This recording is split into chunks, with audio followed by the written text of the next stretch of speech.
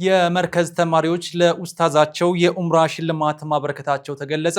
1.5 ሚሊዮን ቤቶች በቀጣይ 5 ዓመታት ይገነባሉ ሲሉ ጠቅላይ ሚኒስትር አብይ አህመድ አስታወቁ። የቤት ሰራተኛዋን ደብድባ የገደለችው ሴት በጥይት የሞት ፍርድ ተፈጸመባት። ኢራን ግዛቷን ጥሶ ለመግባት የሞከረን የአሜሪካ የጦር መርከብ ማባረሯን አስታወቀች። የቱርኩ ፕሬዝዳንት ረሲብ ጣይብ ኤርዶጋን ለይፋዊ የስራ ጉብኝት ሳውዲ አረቢያ ገቡ።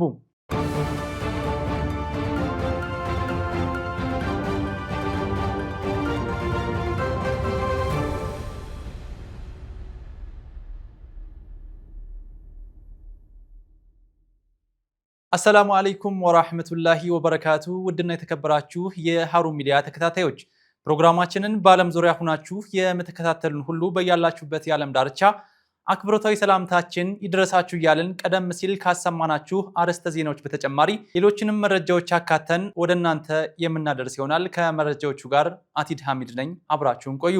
ወደ ሳውዲ አረቢያ በመጓዝ ላይ የነበሩ ዜጎች በአፋር ፖሊስ በቁጥጥር ስር መዋላቸው ተገለጸ። በህገወጥ መንገድ ወደ ሳውዲ አረቢያ እና ወደ ተለያዩ የአረብ ሀገራት ሲያቀኑ የነበሩ ወጣቶች በአፋር ክልል ፖሊስ ቁጥጥር ስር መዋላቸው ነው የተገለጸው። በጭነት መኪና ተሳፍረው ከኢትዮጵያ ድንበር አቋርጠው ወደ ጅቡቲ ሊገቡ ሲሉ በቁጥጥር ስር መዋላቸው ነው የተገለጸው። ከአንድ ወር በፊት ከተለያዩ የሀገራችን አካባቢዎች የተወጣጡ ህገወጥ ስደተኞች በአፋር ክልል ሰመራ ከተማ በጭነት መኪና ሲጓዙ በደረሰ የመኪና አደጋ ከ20 በላይ ሰዎች ህይወታቸው እንዳለፈ የሚታወስ ነው። 1.5 ሚሊዮን ቤቶች በ5 ዓመታት ውስጥ ይገነባሉ ሲሉ ጠቅላይ ሚኒስትር አብይ አህመድ አስታወቁ።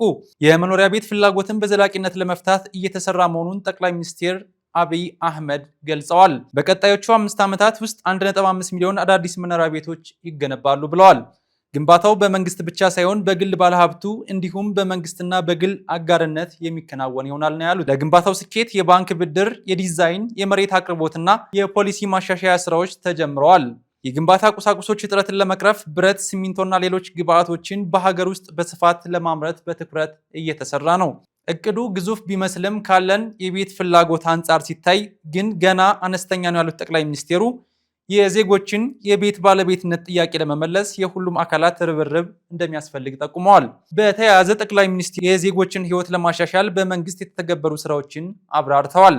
የመጀመሪያው የምግብ አቅርቦት ሲሆን ምርትን በከፍተኛ ፍጥነት ከመጨመር ባለፈ በበቂ ሁኔታ ለተጠቃሚው እንዲሰራጭ በትኩረት እየተሰራ ነው ብለዋል። በተለይም የምርት ስርጭት አድማስን በማስፋት ዜጎች በቅርባቸውና በዝቅተኛ ዋጋ ምግብ እንዲያገኙ ለማድረግ እየተሰራ ይገኛል ብለዋል። ሁለተኛው የቤት ኪራይ ዋጋ መናር የብዙ ዜጎች ዋነኛ ችግር መሆኑን መንግስት ይገነዘባል። የቤት ኪራይ ዋጋን ለማረጋጋት ስራዎች በማከናወን ዜጎችን ከከፍተኛ የኢኮኖሚ ጫና ለመታደግ እየተሰራ ነው ሲሉም ተናግረዋል።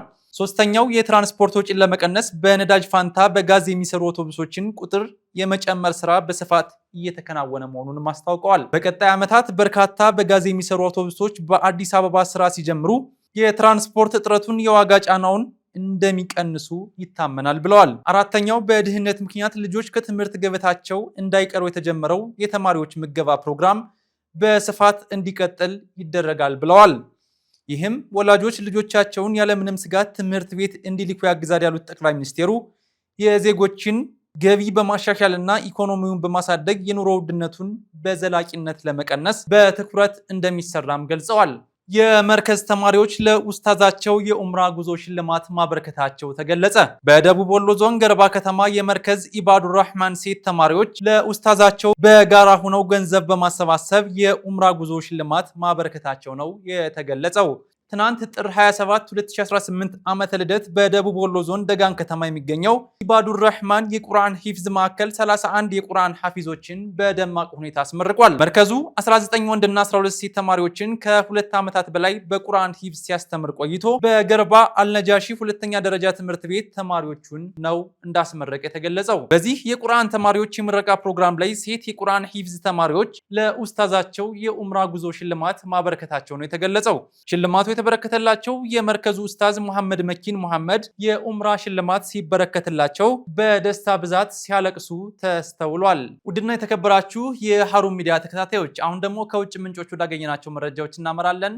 አብራችሁን ቆዩ። የቀድሞ የሊቢያ መሪ የሙአመር ጋዳፊ ልጅ የሆነው ሰይፈል ኢስላም በመኖሪያ ቤቱ ላይ በሰርጎ ገብ ታጣቂዎች መገደላቸውን አልአረቢያ ዘግቧል። ግድያው የተካሄደው በደቡብ ምዕራብ ሊቢያ ዚንታን በተባለች ከተማ መሆኑን የገለጹት ቤተሰቦቹ 4 ታጣቂዎች ወደ መኖሪያ ቤቱ ከገቡ በኋላ የተኩስ ርምታ እንደከፈቱ ነው የተገለጸው። ሰይፈል ኢስላም የፖለቲካ ቡድን ውስጥ ያሉ ምንጮች ለአልአረቢያ እንደገለጹት ታጣቂዎቹ ለደህንነት የተተከሉ ካሜራዎችን ካሰናከሉ በኋላ ወረራና ተኩስ መጀመራቸውን ነው የተናገሩት። እንደ ምንጮቹ ገለጻ ሰይፈል ኢስላም ከታጣቂዎቹ ጋር በሊቢያ ሰዓት አቆጣጠር መሰረት ከ2 ሰዓት ከ30 ድረስ ተፋጦ እንደነበር ተገልጿል። እንደ ምንጮቹ ገለጻ ሰይፈል ኢስላም ከታጣቂዎቹ ጋር በሊቢያ ሰዓት አቆጣጠር መሰረት ከ2 ሰዓት ከ30 ድረስ ተፋጦ እንደነበር ተገልጿል። ሰይፈል ኢስላም ለረጅም ዓመታት የአባቱ ተተኪ ሆኖ ታይቷል። በሊቢያ ውስጥም ትልቅ ተጽዕኖ ፈጣሪ ግለሰብ ሲሆን በ2021 በሊቢያ ሊደረግ ታስቦ ወደነበረው ምርጫ ራሱን ለመሪነት እጩ አድርጎ ነበር።